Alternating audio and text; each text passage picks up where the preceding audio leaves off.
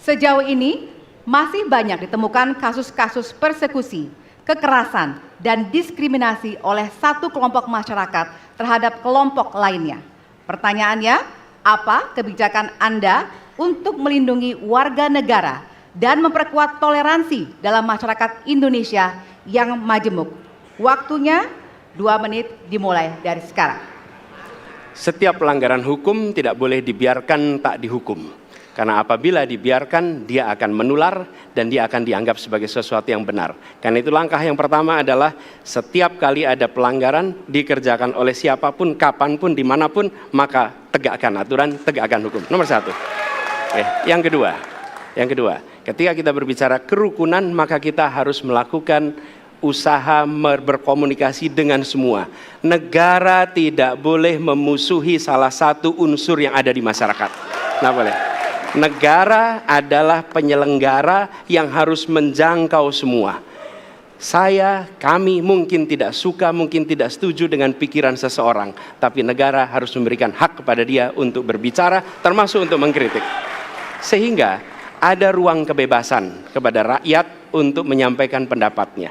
Jadi kita harus sadar, negara bukan mengatur pikiran, negara bukan mengatur perasaan, negara mengatur tindakan. Di situ kita atur. Dan bila melanggar, maka itu dilakukan tindakan penegakan hukum.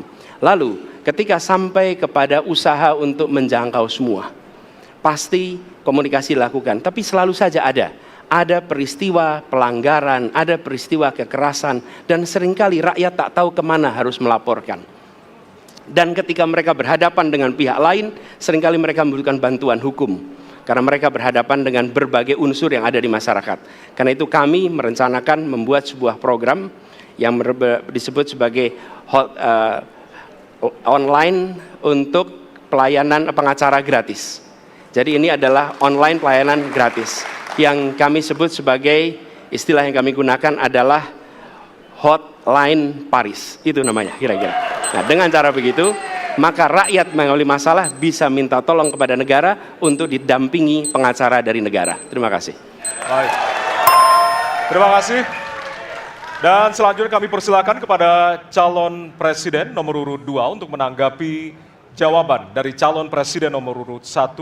Waktu Bapak 1 menit dimulai dari sekarang. Saya kira yang sangat dirasakan oleh banyak kelompok, terutama kelompok minoritas, Pak.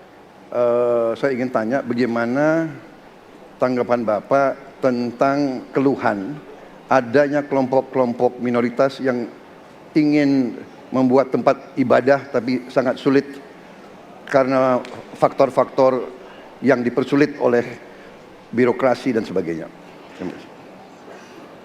Masih ada waktu, Bapak? Cukup. Sudah cukup? Baik, terima kasih. Selanjutnya kami persilakan kepada calon presiden nomor urut 3 untuk menanggapi jawaban calon presiden nomor urut 1. Waktunya 1 menit dimulai dari sekarang. Ada yang lebih penting saya kira, meskipun seluruh proses memang harus dilalui. Penegakan hukumnya, menghukum yang bersalah, dan aparat hukum tidak boleh ragu pada soal itu. Tapi ketika kemudian kita kembalikan pada persoalan yang potensial muncul, itulah kenapa Pak Mahfud kemarin di Sabang berbicara dengan banyak tokoh agama. Agar di samping pendidikan agama, mereka memberikan juga pendidikan budi pekerti. Agar kemudian dia bisa mengerti sejak awal bagaimana berbeda dalam suku, agama, golongan, sehingga mereka akan bisa bareng-bareng memahami. FKUB, tokoh masyarakat semua dilibatkan dalam proses keseharian dalam pengambilan keputusan. Kalau itu bisa terjadi, rasa-rasanya bangsa ini akan membangun harkat dan martabatnya karena kita memang berbeda, tapi kita dipersatukan. Baik. Masih ada waktu, Bapak? Cukup.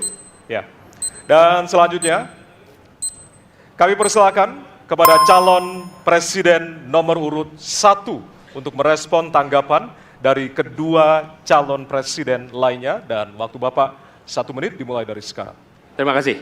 Pak Prabowo, perlu kami sampaikan bahwa ketika kami bertugas di Jakarta, maka ada begitu banyak izin-izin gereja yang mandek 30 tahun, 40 tahun, dan tuntas dibereskan.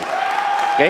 Antrian yang amat panjang, yang tidak pernah selesai. Dan kemudian banyak kelompok agama dari mulai Buddha, Hindu, Kristen yang mengalami kesulitan mendirikan tempat ibadah, mereka menerima izin tempat ibadah dan mereka bisa beribadah dengan baik.